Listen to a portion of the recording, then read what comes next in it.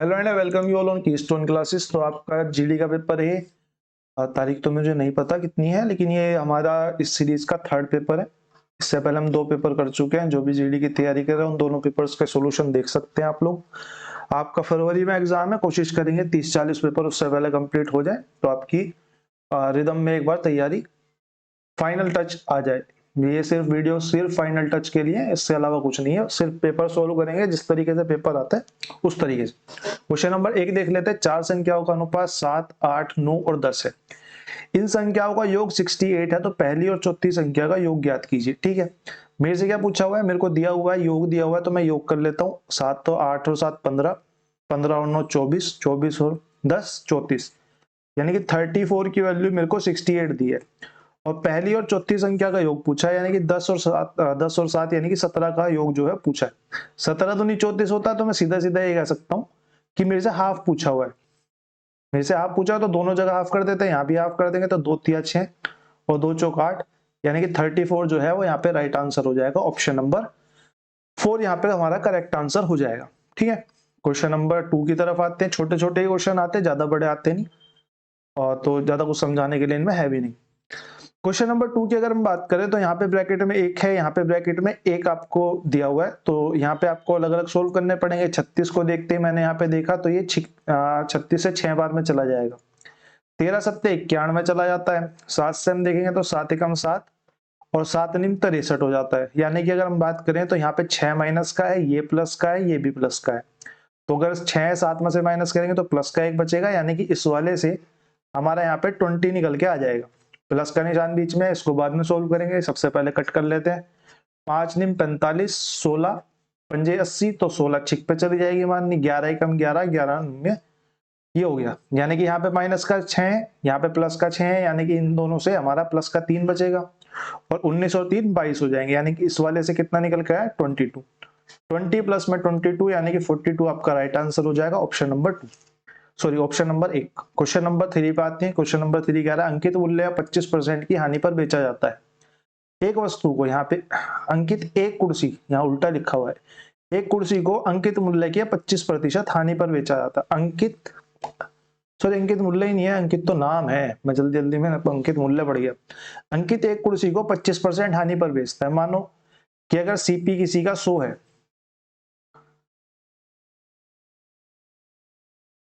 नहीं मिटा। एक तो इस पीडीएफ के साथ ये प्रॉब्लम है, इसमें मिटता नहीं है जल्दी से। देखो 2-3 बार में जाके मिटता है। अगर सीपी किसी चीज का 100% है और 25% हानि पर बिका है, यानी कि एसपी यानी कि 75% हो गया। हानि पर बेचा तो 100 में से 25 माइनस कर देंगे। फिर उसने कहा 900 रुपए अधिक में बेचता। अगर इससे 900 रुपए अधिक में बेचता तो उसे 5% का लाभ होता। 5% का लाभ होता, यानी कि मैं यहां से बोल सकता हूँ कि SP2 जो है वो 105% होता। कब होता? जब 900 रुपए अधिक में बेचता। लेकिन मेरे हिसाब से तो ये 30% अधिक में बेच रहा है, यानी कि 30% की वैल्यू 900 है। मेरे से क्या पूछा है? 40% का लाभ प्राप्त करने के लिए विक्रय मूल्य क्या होगा? अब यहाँ पे SP3 हो गए, SP3 हो गया। अब मेरे को चाहिए कितना? मेरे को 140% चाहिए। 30 की वैल्यू इतनी है, तो 140% की कितनी हो जाएगी? 3 तिया 9 होता है, तो 14 तिया 42 हो जाएगी, यानी कि 4200 हमारा यहाँ पे राइट आंसर आपका आ जाएगा। ऑप्शन नंबर 4 यहाँ पे करेक्ट हो जाएगा। क्वेश्चन नंबर 3 के बाद क्वेश्चन नंबर 4 पे चलते हैं। दो मात्राओं का योग उनके बीच के अंतर का 6 गुना है। दो मात्राओं का योग उनके बीच के अंतर का 6 गुना है। यानी कि अगर मैं दो मात्राओं को x और y मान लूं, सिर्फ मानना है, इससे और कुछ मतलब है नहीं ज्यादा। ठीक है, उनका योग यानी कि x प्लस वाई और x माइनस वाई का जो योग है वो 6 गुना है। ये ज्यादा होगा, ये कम होगा, जाहिर सी बात है। तो 1 और 6 हो गया। मात्राओं का अनुपात याद कीजिए। हमें दो संख्या जोड़ के दे रखी हैं, दो संख्या घटा के दे रखी हैं। तो अगर मैं इनका घटा दूं, अगर मैं इन्हें प्लस कर दूं तो y से y कैंसिल आउट हो जाएगा, यानी कि 2x की वैल्यू मेरे पास कितनी आ जाएगी? 7 आ जाएगी। 7 आ जाएगी, तो यहीं से कर लेते हैं ना। 7/2, अगर मैं इस 2 को नीचे लेके चला जाता हूँ तो ये हो जाएगी 7/2। 3.5 भी नहीं लिखते, 7/2, क्योंकि हमसे रेशो पूछा हुआ है। और अगर मैं बात करूं दोनों को मैं अगर घटा दूं तो ये माइनस का प्लस हो जाएगा और ये x माइनस का हो जाएगा। तो यहाँ से हमारी 2y की वैल्यू कितनी आ जाएगी? 5, और y की वैल्यू कितनी आ जाएगी? 5/2। मेरे से यहाँ पे रेशो पूछा है, x रेशो y, तो ये हो जाएगा 7/2 और 5/2 और 2 से 2 कैंसिल आउट हो जाएगा, तो 7/5 जो है वो हमारा यहाँ पे राइट आंसर आ जाएगा, ऑप्शन नंबर 2। ऑप्शन नंबर 2 हमारे यहाँ पे करेक्ट आंसर हो जाएगा। क्वेश्चन नंबर 4 के बाद क्वेश्चन नंबर 5 देख लेते हैं। क्वेश्चन नंबर 5 हमारा कह रहा है कि यदि v का 63% 238 के 36% के बराबर है तो v का मान ज्ञात कीजिए। जैसे जैसे बोला हुआ है वैसे वैसे लिख लेते हैं। v का मतलब मल्टीप्लीकेशन होता है, 63/100 की बात कर रहा है, इज इक्वल टू 236 का 36% यानी कि 36/100 हो गया। इस 100 से 100 कैंसिल आउट हो जाएगा। 63 से अगर मैं देखूं तो 3 एकम 3, 3 दूनी 6, तो 3 दूनी 6, 3 एकम 3, 21 से काटूंगा तो 21 एकम 21, नहीं 3 से इसको काट लेते, 3 चौक 12, 3 सत्ते 21, 7 से इसको काटते तो 7 या 21, हमने कुछ काटने में गड़बड़ कर दी। 7 दूनी 14, 7 या 21 और 7 चौक 28, हाँ ठीक तो है, 7 चौक 28। तो v की वैल्यू कितनी हो जाएगी 34 मल्टीप्लाई बाई 4 यानी कि 4 चौक 16 का 6 यानी कि 136 इसकी वैल्यू हो जाएगी। ऑप्शन नंबर 1 हमारा यहाँ पे करेक्ट आंसर हो जाएगा। क्वेश्चन नंबर 5 के बाद क्वेश्चन नंबर 6 पे चलते हैं। क्वेश्चन नंबर 6 हमारा कह रहा है 9 क्रमागत प्राकृत संख्याओं का औसत जो है 51 है। इन संख्याओं में से सबसे छोटी संख्या ज्ञात करो। जब भी याद रखना औसत जो होता है वो बीच की संख्या होती है।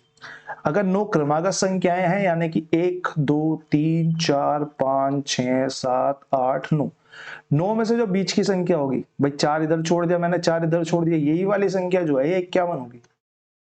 अब आप काउंट करते चलो, 51 से पीछे 50, 50 से पीछे 49, 49 से पीछे 48, 48 से पीछे आपका 47, तो 47 इसमें सबसे छोटी संख्या होती। अगर वो पूछ लेता कि तीसरी संख्या क्या होगी तो 51 से पीछे 50, 50 से पीछे 49, 49 आपकी राइट आंसर हो जाता। पूछ लेता आखिरी संख्या क्या होती तो 51, 52, 53, 54, 55 आपका राइट आंसर हो जाता। ठीक है, इस तरीके से सारे क्वेश्चन सोल्व हो सकते हैं। ऑप्शन नंबर 4 आपका यहाँ पे राइट आंसर हो गया। आप क्रमागत पूछा है या फिर क्रमागत सम संख्या पूछा है या विषम संख्या पूछा है, उस हिसाब से आगे क्वेश्चन जो आएगा उसमें हम देख लेंगे। क्वेश्चन नंबर 7 पे आते हैं। क्वेश्चन नंबर 7 कह रहा है एक आदमी क्रम से 8 किलोमीटर, 16 किलोमीटर, 24 किलोमीटर, 32 किलोमीटर प्रति घंटा की चाल से 7 क्रमागत दूरियां तय करता है। क्या कर रहा है जी, 8 किलोमीटर प्रति घंटा, 16 किलोमीटर प्रति घंटा, 24 किलोमीटर प्रति घंटा और 32 किलोमीटर प्रति घंटा की स्पीड से 7 किलोमीटर की बराबर दूरियां तय कर रहा है। कोई दिक्कत नहीं है। मेरे से उसने औसत चाल पूछी। अगर मैं एवरेज स्पीड की बात करूं तो एवरेज स्पीड आपका क्या होगा, टोटल डिस्टेंस अपॉन में टोटल टाइम। अब टोटल डिस्टेंस तो मेरे पास 7 × 4 से आ जाएगा क्योंकि बराबर दूरी है तो 28 किलोमीटर आ गया, लेकिन टोटल टाइम तो मुझे निकालना पड़ेगा। मैंने बोला पहला 7 किलोमीटर जो है वो 8 की स्पीड से तय करता है, ये टाइम निकल के आ जाएगा। भाई टाइम क्या होता है, time is equal to distance upon में स्पीड।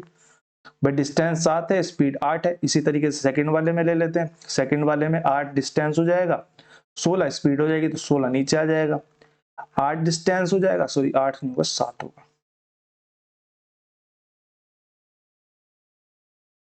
एक मिनट देना, ये मिटने में आधा घंटा लगेगा। पता नहीं इस फाइल के साथ दिक्कत है कुछ, मिट जाओ। चलो मिट गया, ये नहीं मिट रहा है। ठीक है, तो 60 डिस्टेंस से 16 जो है आपकी स्पीड है। अगली बार 60 डिस्टेंस से 24 स्पीड है। अगली बार 60 डिस्टेंस है 32 स्पीड है। ठीक है, अब यहां से हम टोटल टाइम निकाल सकते हैं। इसमें टाइम जितना लगा सबको प्लस कर लेंगे। प्लस करने के लिए नीचे एलसीएम लेना पड़ेगा। अब 8, 16, 24, 32 का एलसीएम क्या आएगा 32, और मल्टीप्लाई में 16 पूरा कट जाएगा, 8 से पूरा कट जाएगा, यहाँ का 3 रह जाएगा, यानी कि इसे सीधा मैं बोल सकता हूँ 32 से 3 की मल्टीप्लाई होगी यानी कि 96। 8 से करेंगे तो 8 एकम 8 और 8 दूनी 16, 12 सत्ते 84, 16 छिक्के और 6 सत्ते 42, और यहाँ पे आ जाएगा जी 28 और यहाँ पे आ जाएगा 21, ये आपका आ जाएगा। अगर मैं इनका सम अप करता हूं तो ये हमारा आ जाएगा 175 डिवाइडेड बाई 96। ठीक है, ये मेरा टोटल टाइम आ गया। डिस्टेंस मुझे पता है, टोटल डिस्टेंस 28 है। टोटल टाइम मैंने यहाँ से निकाल लिया, डाल देते हैं यहाँ से, तो ये हमारा आ जाएगा 28 डिवाइडेड बाई 175 और ऊपर मल्टीप्लाई हो जाएगी 96 की, तो 96 की ऊपर मल्टीप्लाई कर देते हैं। ये हमारा कितना आ जाएगा, किसी से कटेगा 3 से 7 8 5 13, 7 एकम 7, 7 से कट जाएगा, 7 चौक 28, 7 दूनी 14 और 7 पंजे 35। ठीक है, तो ये आ जाएगा 9 चौक 36 और 6 चौक 24, यानी कि 384 डिवाइडेड बाय 24 जो है इसकी एवरेज स्पीड आ जाएगी। आपका राइट आंसर आ जाएगा ये। अगर ये पेपर और किसी पेपर में होता तो यहाँ पे पॉइंटों में स्पीड होती है, वो भी मार्जिन के साथ। क्वेश्चन नंबर 8 पे आते हैं। क्वेश्चन नंबर 8 हमारा कह रहा है कि दो संख्याओं का गुणनफल 4187 है। दो संख्याओं का गुणनफल 4187 है। इन संख्याओं का महत्तम समापवर्त 37 है। महत्तम समापवर्त इतना है। अगर हम गुणनफल की बात करें, गुणनफल दो तरीके से डिटरमाइन हो सकता है। एक तो अगर हम संख्याओं को x और y मान लें तो xy, ठीक है। अगर हम इसकी एचसीएफ और एलसीएम के फॉर्म में देखें तो संख्याओं का जो मल्टीपल होता है वो डिफाइन होता है कि एचसीएफ मल्टीप्लाई में फर्स्ट को प्राइम और सेकंड को प्राइम। सेकंड को प्राइम और फर्स्ट को प्राइम का मतलब अभाज्य संख्या है, जो इनके रेशोज आएंगे। अगर हम x और y के रेशो देखेंगे, अगर वो 1 और 2 में टूट रहे हैं, रेशो हमारे अभाज्य संख्याएं होती हैं, ठीक है। तो x 1 और 2 में टूट रहे हैं तो हमारी ये कोप्राइम के फैक्टर्स आ जाएंगे, ठीक है। कोप्राइम का मतलब जो आपस में अभाज्य हो। तो ये अगर इक्वल मेरे को दे रखा है किसके, 4107 के, दो तरीके से डिटरमाइन होती है। सेकंड वाला तरीका इसमें काम आएगा। तो एचसीएफ को अगर मैं उधर डाउन ले जाऊंगा तो पहली संख्या और दूसरी संख्या का जो मल्टीपल है वो कितना आ जाएगा, 4107 अपॉन में 37। 37 से काटेंगे तो एक बार में जाएगा, 4 एक बार में जाएगा, फिर एक बार में जाएगा। अब 111 के हमें दो फैक्टर चाहिए और दोनों आपस में कोप्राइम होने चाहिए। दोनों आपस में कोप्राइम होने चाहिए तो 111 के मेरे को दो फैक्टर क्या होंगे, 3। 3 से काटेंगे तो ये जाएगा 37 बार, यानी कि पहले इसका रेशो जो आएंगे वो आ जाएंगे 3 रेशो में 37। मेरे से क्या पूछा, बड़ी संख्या पूछी है। बड़ी संख्या पूछी है यानी कि नहीं, अगर 3 और 37 होंगे तो ये फिर कोप्राइम नहीं हो पाएंगे ना, वो सॉरी, इसका एलसीएम जो है 37 नहीं हो पाएगा। Sorry sorry sorry sorry sorry, ठीक है। तो इसके दो फैक्टर्स बनेंगे, एक तो 3 और 37 और एक बनेगा 1 और 111। हमें इसे कंसीडर करना पड़ेगा। अगर हम इस वाले को कंसीडर करते हैं तो इसका एचसीएफ जो है वो 37 नहीं बन पाएगा। तो हमारा रेशो कितना हो जाएगा, 1 और 111, ठीक है। और यही हमारा फिर नंबर हो जाएगा। बस इतनी सिंपल सी बात है। नहीं, एक सेकेंड, दो संख्याओं का गुणनफल इतना है, तीन संख्याओं का महत्तम समापवर्त इतना हो तो बड़ी संख्या ज्ञात कीजिए।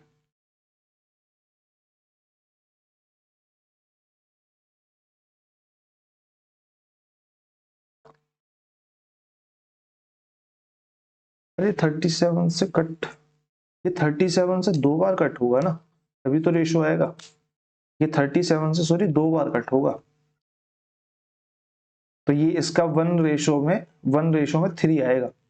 कट होके 3 बार जाएगा तो 1:3 आएगा इसका। सॉरी माफी चाहता हूँ, बड़ी संख्या बोलिए तो 37 से मल्टीप्लाई कर देंगे तो 111 जो है आपका नंबर आ जाएगा। थोड़ा सा कंफ्यूजन हो गया इस क्वेश्चन में पढ़ने में, उसके लिए मैं माफी चाहता हूँ। दोबारा से क्लियर करूँ।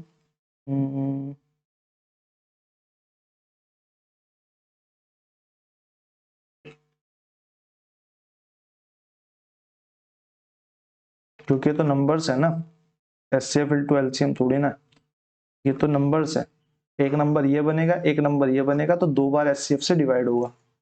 हाँ, क्वेश्चन नंबर 8 के बाद क्वेश्चन नंबर 9 पे चलते हैं। एक वस्तु को इतने रुपए में बेचने पर एक व्यक्ति को इतने रुपए का लाभ होता है, तो लाभ प्रतिशत बताइए।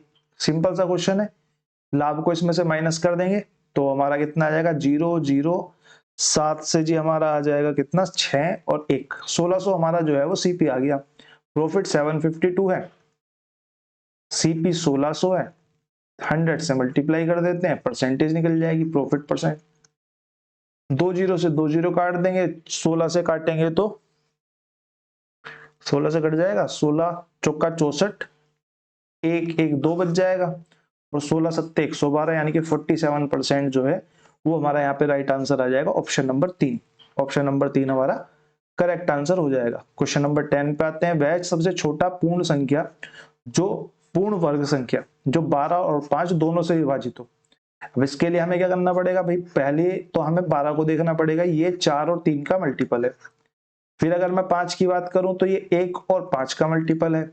अब यहाँ पे पूर्ण वर्ग होने के लिए इसको पूरा होना पड़ेगा जोड़े में, और इसको भी जोड़े में पूरा होना पड़ेगा, यानी कि संख्या क्या बनेगी, ये तो अपने आप में 2 का स्क्वायर है, और 3 का स्क्वायर यानी कि 9 हो जाएगा, और 5 का स्क्वायर यानी कि 25 हो जाएगा।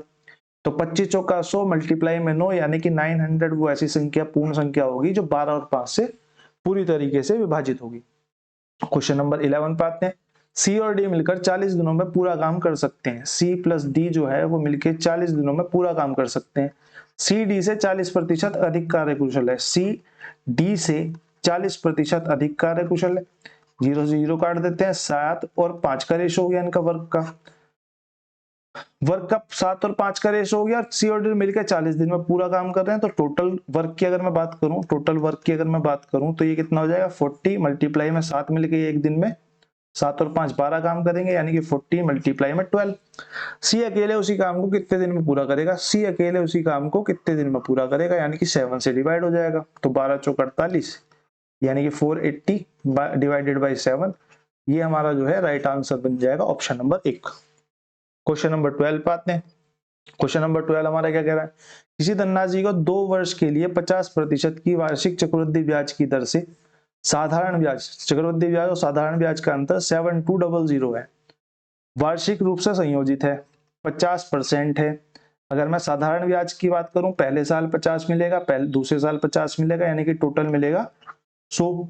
अगर मैं सीआई की बात करूं, कंपाउंड इंटरेस्ट की बात करूं, तो पहले साल 50 मिलेगा, दूसरे साल 50 मिलेगा, लेकिन दूसरे साल क्या होगा, दूसरे साल इस 50 पे और 50% मिलेगा, यानी कि 25, यानी कि ये कितना हो जाएगा, ये हो जाएगा 125। अब पहले तो सिंपल इंटरेस्ट 100 मिल रहा था, कंपाउंड इंटरेस्ट 25 मिल रहा है, यानी कि मेरे को 25% की वैल्यू कितनी दी है 7200, 100% की वैल्यू निकाल दो। 25 चौका 100 और 7 चौका 28 यानी कि 288, और उसके आगे 2 जीरो लग जाएंगे, यानी कि 28800 जो है वो हमारा राइट आंसर आ जाएगा ऑप्शन नंबर 4। क्वेश्चन नंबर 12 के बाद क्वेश्चन नंबर 13 पे चलते हैं। 24 रुपए प्रति किलोग्राम मूल्य वाली 32 किलोग्राम चीनी 31 रुपए प्रति किलोग्राम वाली 24 किलो चीनी के साथ मिलाया जाता है, मिश्रण का मूल्य ज्ञात कीजिए। अब आपसे मिश्रण का मूल्य पूछ रहा है, आपको क्वांटिटी से कोई खास मतलब है नहीं, ये बात समझ रहे हो। तो ये चाहे 24 हो चाहे 4 हो, लेकिन इनका रेशो बराबर होना चाहिए। तो मैं ये बोल सकता हूँ कि 4 अट्ठे 32 और 4 छिंग 24, और फिर 2 से कट जाएगा तो 2 चौक 8 और 2 तिया 6। अगर मैं इनको 4 और 3 किलो की क्वांटिटी में भी ले लूं तो बात वही है। तो मैं बोलूंगा 4 किलोग्राम चीनी 24 की क्वांटिटी वाली और 3 किलोग्राम चीनी 31 वाली हमने पकड़ ली। 31 रुपए की जो चीनी थी वो हमारे पास 3 किलो थी, और 24 किलो की जो चीनी थी वो हमारे पास 4 किलो थी। मैं ये कह सकता हूं कि यहाँ से कि ये 7 रुपए ज्यादा वाली चीनी जो है मेरे पास 3 किलो है, 7 रुपए ज्यादा वाली चीनी जो 3 किलो है, तो यही जो है वो बढ़ जाएगा सब पे, यही टोटल क्वांटिटी पे रुपए जो है बढ़ जाएंगे मिश्रण के मूल्य के लिए। 7 से अगर मैं इसको डिवाइड कर दूं, यानी कि 3 रुपए क्वांटिटी जो है, 3 रुपए प्राइस जो है वो बढ़ जाएगा, किससे 24 से। 24 से कितना हो जाएगा 24 प्लस में 3, यानी कि 27 हमारा जो है राइट आंसर हो जाएगा ऑप्शन नंबर 2। क्वेश्चन नंबर 14 पे आते हैं फटाफट। किसी धनराशि के 5 वर्षों का साधारण ब्याज मूलधन के 25% के बराबर है। भाई प्रिंसिपल अपने आप में अगर 100% है, तो क्वेश्चन कह रहा है कि इंटरेस्ट उसे 25% मिल गया, कितने साल में, टाइम कितना लगा 5 साल। तो मैं ये कह सकता हूं कि एक साल में कितना इंटरेस्ट मिला होगा, एक साल में 25/5 इंटरेस्ट मिला होगा, यानी कि 5% मिला होगा। अब मेरे से क्वेश्चन पूछ क्या रहा है, कितने वर्षों में ब्याज मूलधन के बराबर हो जाएगा। भाई 100% के बराबर करना है, यानी कि 5% से 100% जाने में कितना टाइम लगेगा 20 ईयर्स का, 20×5 20 ईयर्स हमारा यहाँ पे राइट आंसर हो जाएगा। ऑप्शन नंबर 4 हमारे यहाँ पे करेक्ट आंसर हो जाएगा। क्वेश्चन नंबर 15 सिंपल क्वेश्चन है, मेरे हिसाब से इसको अब आप खुद ट्राई करिएगा, थोड़ी सी कैलकुलेशन है, वो भी डिवाइड वाली। तो ये होमवर्क में क्वेश्चन हो गया, सबसे पहले ये ब्रैकेट सोल्व होगा, उसके बाद ये बाकी सब सोल्व होंगे। क्वेश्चन नंबर 16 पे आते हैं। एक वस्तु के अंकित मूल्य और विक्रय मूल्य का अनुपात 3 और 2 का है, छूट प्रतिशत बताओ। छूट का आपको पता होना चाहिए, छूट जो है वो हमेशा एमपी पे मिलती है। मैंने देखा कितने की छूट मिल रही है, 1 की छूट मिल रही है। एमपी कितना है 3 है, परसेंट निकालने के लिए 100, तो डिस्काउंट परसेंट क्या हो गया 1/3 मल्टीप्लाई बाय 100, यानी कि 33.33% बोल दो। या 33 सही 1/3% बोल दो, दोनों बातें एक ही हैं। ऑप्शन नंबर 2 यहाँ पे हमारा करेक्ट आंसर हो जाएगा। क्वेश्चन नंबर 17 देखते हैं। घनाकार कमरे में रखी जाने वाली सबसे लंबी छड़ 50√3 सेंटीमीटर की है, घन का आयतन बताओ। घन का आयतन क्या होता है? घन का आयतन जी साइड का क्यूब होता है, और घन पे जो लोहे की जो छड़ होती है वो एक्चुअल में विकर्ण होती है, ठीक है, डायगोनल होती है एक्चुअल में जो होती है। और जो घन का डायगोनल होता है वो a√3 होता है, यानी कि साइड √3 होता है। इसकी वैल्यू मेरे को कितनी दी है? इसकी वैल्यू मेरे को 50√3 दी हुई है। √3 से √3 काट देते हैं, ए की वैल्यू कितनी आ गई? ए की वैल्यू हमारी 50 आ गई। अगर ए की वैल्यू हमारी 50 आ गई तो मैं मतलब ए और एस एक ही बात है, ठीक है ना, ए और एस एक ही बात है, कहीं कंफ्यूज हो जाओ तो साइड की क्यूब कर देंगे, यानी कि 50 की क्यूब कर देंगे। 55 25 पंजे 125 और 3 जीरो और आ जाएंगी, यानी कि 1,25,000 जो है वो हमारा यहाँ पे सेंटीमीटर क्यूब आंसर आ जाएगा, ऑप्शन नंबर 1। क्वेश्चन नंबर 18 पे चलते हैं। क्वेश्चन नंबर 18 क्या कह रहा है? एक टेप रिकॉर्डर की निर्माण लागत इतने रुपए, यानी कि सीपी जो है वो इतना है। निर्माता टेप रिकॉर्डर के क्रय मूल्य से 30% अधिक मूल्य अंकित करता है। इस वाले स्टेटमेंट को पढ़ लेते हैं भाई। सीपी अगर 100% होगा तो वो अंकित क्या कर रहा है? वो अंकित कर रहा है जी 130%, और 5% का लाभ प्राप्त करने के लिए छूट देता है। लेकिन एसपी कितना दे रहा है जी? 105%, क्योंकि 5% का लाभ हो रहा है, ठीक है ना, 105%। उसने बोला छूट का प्रतिशत बताओ। मैंने आपको पहले ही क्वेश्चन में बताया कि छूट जो दी जाती है वो एमपी पे दी जाती है। कितने की छूट दी है जी? 25 की छूट दी है। कितने पे दी है? एमपी हमारा 130% था, अभी ये भी परसेंट है, ये भी परसेंट है, तो कैंसिल आउट हो गया। और परसेंट निकालने के लिए 100 से मल्टीप्लाई कर देंगे। एक जीरो से एक जीरो खत्म हो गई, तो ये कितना आ गया जी? 250/13। इसको हम काटेंगे तो ये जाएगा 13 एकम 13, और 7 और 5 12, 120 बच जाएगा, तो 13 निम्बे पे माननी चली जाएगी। 19 से एक ही आपका यहाँ पे वो है ऑप्शन, तो आपके बाकी ऑप्शन जो है वो सेकंड वाले पे एलिमिनेट हो जाते हैं, आपको काउंट करने की आगे जरूरत नहीं है, ठीक है। क्वेश्चन नंबर 18 आपका फिनिश हो गया। क्वेश्चन नंबर 20 देख लेते हैं। राजू राहुल से 20% कम कार्यकुशल है। लिख लेते हैं जी, राजू राजू राहुल से 20% कम कार्यकुशल है, यानी कि अगर ये 100 है तो ये 80 है, तो मैं ये बोल सकता हूँ कि ये 5 है तो ये 4 है। राहुल एक कंप्यूटर 20 दिन में बना सकता है। राहुल जो है कंप्यूटर को 20 दिन में बना सकता है, तो मैं यहां से बोल सकता हूँ कि टोटल वर्क कितना होगा भाई? 20 दिन तक इसने, राहुल ने 5 की स्पीड से काम करा, यानी कि 20 पंजे 100 टोटल वर्क होगा। अब किसे करना है? राज उसी कंप्यूटर को कितने दिनों में बना लेगा? राज एक दिन में 4 काम करता है, तो 100 काम को करने में कितना टाइम लगाएगा? 25 डेज जो है वो हमारा यहाँ पे राइट आंसर हो जाएगा, ऑप्शन नंबर 2। क्वेश्चन नंबर 19 के बाद क्वेश्चन नंबर 20 पे चलते हैं। यदि पपीते का मूल्य में 40% की वृद्धि होती है तो खपत में कितने प्रतिशत की कमी करनी चाहिए ताकि पपीते पर होने वाले व्यय में 10% की कमी आ जाए? यहाँ पे ये क्वेश्चन थोड़ा सा ठीक है, ठीक है, तो इसको थोड़ा सा देख लेते हैं। भाई जो हमारा कंजम्पशन है, कंजम्पशन यानी कि खपत है या व्यय है, व्यय बोलेंगे खपत बोलेंगे?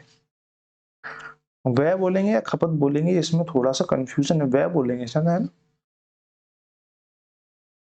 हाँ, जो व्यय है, जो एक्सपेंडिचर है वो डिपेंड करता है किस पे? खपत पे, क्योंकि हिंदी में पेपर है तो उस हिसाब से लिख देते हैं।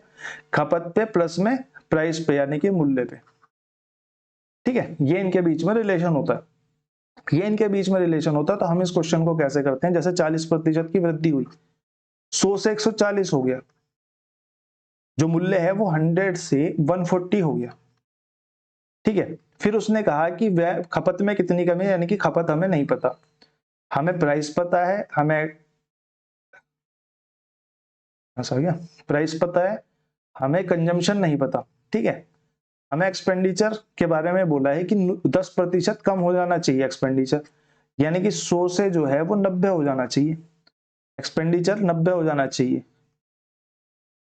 ठीक है, 100 से 90 हो जाना चाहिए। मैंने इसको यहां से कट कर दिया, इसको यहां से कट कर दिया, तो ये 10 और 14, और ये हो गया जी 7, और ये हो गया जी 5, 5 से 7 और 10 से 9। हमें क्या करना होता है इस केस में? हमें यहाँ पे क्रॉस मल्टीप्लीकेशन देखना है। इस 5 की मल्टीप्लाई इस 4 में करेंगे, यानी कि 9 पंजे 45, ठीक है, और इस 7 की मल्टीप्लाई इस 10 में करेंगे, यानी कि 10 सत्ते 70, यानी कि एक्स जो कंजम्पशन है, यानी कि जो खपत है, खपत जो है उसको 70 से 45 करना होगा जब ये अगर ये मूल्य अचीव करना है तो कितना कम करना पड़ा, 70 से 45 पे जाना पड़ा, यानी कि 25 कम करना पड़ा। कितने पे कम करना पड़ा, बेस पर क्या था 70 था, और परसेंट निकालने के लिए 100 से मल्टीप्लाई कर देते हैं। इसको इससे काटेंगे तो 250 डिवाइडेड बाई 7, 60 से काटेंगे तो 7 पंजे 35, 7 या 21, सॉरी 7 या 21, 4 बचेगा, और 7 चौक 28, 7 पंजे 35 पे जाएगी, 35 पॉइंट समथिंग आएगा, और 35 से एक ही ऑप्शन है, तो ऑप्शन नंबर 1 हमारा यहाँ पे राइट आंसर हो जाएगा। ठीक है, आज के लिए इतना ही रखते हैं। ये सेट आप कंप्लीट कर लीजिएगा, उसके बाद हम अगली क्लास में जल्द से जल्द मुलाकात होगी। धन्यवाद।